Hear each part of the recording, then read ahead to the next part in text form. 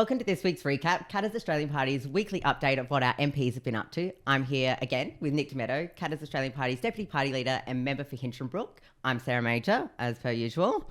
Lovely to see you again, Sarah, and it's great to be a part of another weekly recap here in the Katter's Australian Party studios. So this week, we're going to start off with what Bob's been up to, and as you might know, Parliament's resumed down there in Canberra. It's the second sitting week of this new term of Parliament under the Albanese government. Now, one of the first things Bob's addressed in Parliament in a stirring speech is the mobilisation of China and what it's doing to apply pressure to Taiwan at the moment. And, you know, he actually likened it to the Axis troops assembling before pre-Europe's invasion of World War II, which is, you know, it's something that we should all be very concerned about because Australia really isn't ready for an invasion. Australia really isn't ready for a world war at the moment, and China breathing down the neck of Taiwan, it's got everyone sitting on the edge of their seat to see what happens next. It seems to me this place has taken no notice of the fact that China has mobilised right along its border with Taiwan. I mean, for those who read history books, you're watching mobilisation throughout Europe, you're watching mobilisation now in Asia. If you can't see what's going on, if you can't hear the drums of war beating, then you will suffer the consequences. Of course, one of the biggest concerns from Bob is definitely that we've only, from his accounts, 3 days' worth of landed fuel supply in Australia. And we are seeing fuel prices slowly come down, but the reality is we do not have a lot of fuel here in storage in Australia. It's one of those things that I don't think many people realise is actually going on in the background, and we see fuel prices drop, and we think that everything's all good. Yeah. But it's one of those topics that really is. It's a very fickle market, and any disruption to the fuel supply will see not only fuel supplies cut to Australia essentially, but also what fuel is here and is available will actually go through the roof. Another thing that Bob has sunk his teeth into this week, and it's actually got me a little bit riled up as well, and it's the idea of removing the Lord's Prayer from the start of Parliament.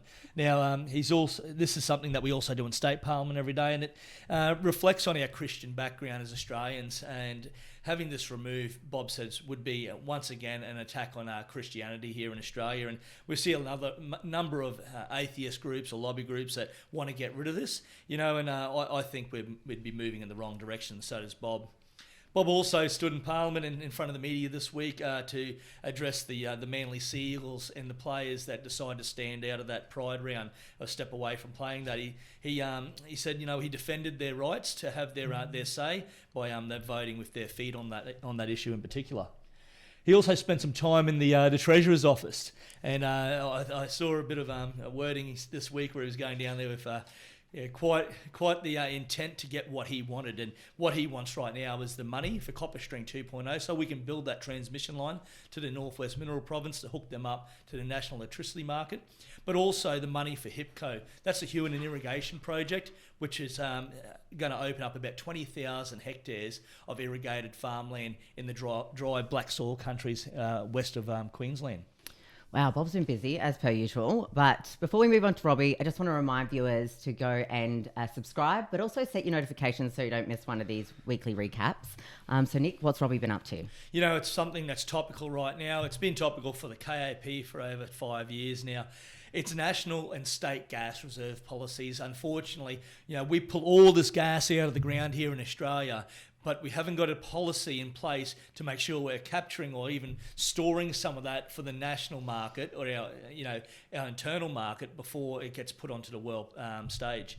Unfortunately, that means we're paying the high prices that the rest of the world right now is paying for gas, and even in some cases paying more than other countries that have prior purchasing agreements in place with the gas companies across Australia.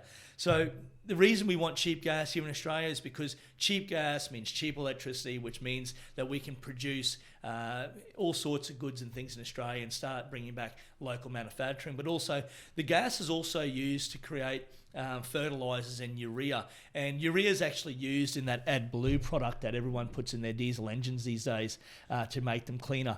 Of course, without AdBlue, a lot of our trucks and heavy machinery would stop across the state and country. So that's why Robbie's been working on that. Also, quad bikes. You wouldn't find a farm or an ag business across Queensland that doesn't have quad bikes. And we saw some federal legislation and regulation come in last year banning quad bikes without rollover protection. But the state seems to be trying to go one step further on this and make sure that it's illegal not to ride a quad bike. It's illegal to ride a quad bike without a helmet on, but also not allowing children to ride on the quad bikes as well, which might sound great to someone who's never left the city limits of Brisbane and think that some of the stuff we do in regional Queensland is quite unsafe. But this is how a lot of regional kids grew up. It's how I grew up on the back of a quad bike, using a quad bike. And, it's not always the safest option to be wearing a helmet. It's not always the safest option to be leaving your kids at home. There's no daycare centres out there in the bush. When you own a property, you want to keep your kids with you during the day. And those kids are actually learning things a lot earlier than some of the city children. And I think they learn riding techniques to actually utilise those, because there's more than just riding them for fun. Quad bikes are used out on properties fit for purpose, to actually maintain their properties, to muster their cattle. And I think that's when you're living in the city, you forget that. Correct. But they're actually built for a purpose. Yeah, that's right. And, a child in the city, it may be capable of doing certain things like emptying the dishwasher or scooping the pool. But, a 6-7-year-old on a farm may actually be doing quite a lot of farm work. People don't realise that these kids, they're absolutely brilliant, and hamstringing them from actually getting involved in the operations would be detrimental, not only to the fabric of the society of regional Queensland, but also detrimental to those businesses and those family units. Just want to talk to you quickly about these vehicles. This is a quad bike, this is a side-by-side. It's getting very popular, but the government, like always, doesn't want to let us just operate these things. They've got to keep encroaching into their space and regulate things. So they want to they put a proposal where you've got to wear helmets on this, the same as you wear helmets on that all the time. This is pretty much like a car. I mean, you've got the roll bars, the seat belts, what have you, and the risk is nothing wrong with people being safe, and we don't nothing wrong with promoting helmets, but forcing people to do it, that can have implications, particularly in rural areas where things like this are used as tools. You could have farmers now going out on this sort of thing using the tractor and Hilux when it's a lot safer to use this simply because they don't have a helmet on. There's less likelihood of being fined. You can have people capturing fines and doing unsafe practices because they're forced into regulation in this space. But really, at the end of the day, treating this the same as this in terms of safety equipment is ridiculous. And nothing against safety. Education is the key on that. Forcing people to do stuff where we can wrap the world in bubble wrap if we want, not let them go anywhere and they'll be safe, or we can educate them to take responsibility for their own safety. We think that's the way forward, not forcing people to wear helmets on this. So that's something to think about. Robbie's also got a plane, as everybody knows. He's got that little Mooney he flies around in. Just up there. There it is. There it is. So Robbie's used that plane today, this week, to get out and about, and he's been to Florilla Station up in the Gulf to meet with Mayor Ernie Camp up there. He also spent Friday delivering the religious education class at Happy Valley State School. Robbie spent some time also at the Kynuna Muster, and it's a Kynuna Men's Muster. That was a program to sort of get men to sit around and have a bit of a yarn about some of men's issues and social issues that they're going through at the moment. A small town of 10 people, that's the key to Robbie Katter is, I guess, success and reason why people love him. He will go and fly a plane all the way to a small town with 10 people in it just to make sure that they're being seen to by their local member. He's just goes above and beyond. But also he spent some time up at Normanton yesterday, and if you've ever been to Normanton, you've probably seen the Purple Pub. He spent some time there, and also he had a meeting with Gulf leaders to talk about not only youth crime but some educational topics. Oh, so I believe they're also opening a supermarket up there, and part of that educational stuff is on the job education in their new supermarket, the only way to do it, Sarah. Local run and local owned, which is a fantastic project. Yeah. So let's move on to Shane, shall we? Yeah, Shane, he's been out and busy in the electorate as usual, and he spent some time with the Ravenshoe Meals on Wheels this week.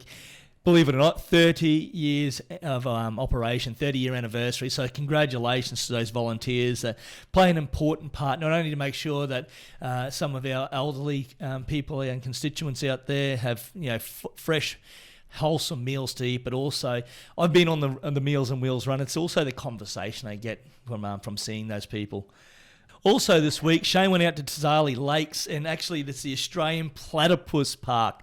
He got out there to view some platypi or platypuses. It doesn't matter how you say it. The fact is he was out there and supporting the group out there, and he put together a fantastic speech while they met with some of the workers and the volunteers out there to have a luncheon. So yeah, that would have been quite interesting. I'd love to see some footage of that. I have never seen a platypus in the wild. Yeah. I've seen them, Until you haven't lived until you've seen a platypi, Sarah. Yeah.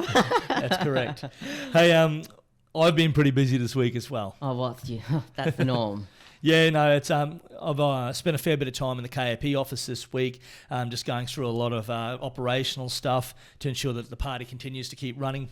But also we've gone out and we've been working on behalf of the Spanish mackerel fraternity across Queensland. So those Spanish mackerel, those commercial fishers that have enjoyed fishing from the Spanish mackerel fishery in the east coast of Queensland, they're under fire right now, and they're about to have a line almost put through their industry.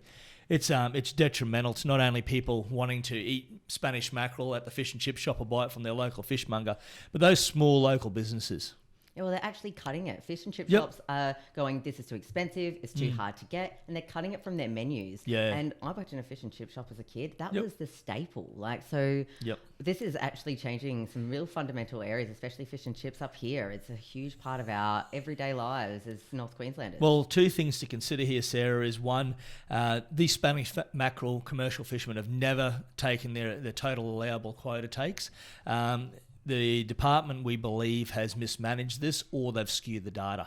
Either way, we believe this is the responsibility of the department to compensate these Spanish mackerel fishers, which the minister has all but ruled out, but we'll continue to keep pushing for that. Today I'm actually heading out to the Rural Fire Brigade station out there at Rolling Stone. They're actually opening their shed. It's been under construction for some time now, over 12 months, and it's been tough getting things built in this sort of COVID climate, and well, the building boom's been taking off, but great to see that opened officially today. And unfortunately, crime, that scourge is still leaving its mark nightly on Townsville residents. And even KAP candidate for Herbert, he had his car stolen, actually 2 cars stolen this week. Unfortunately, one of them was burnt out. They found the keys from the other and recovered that.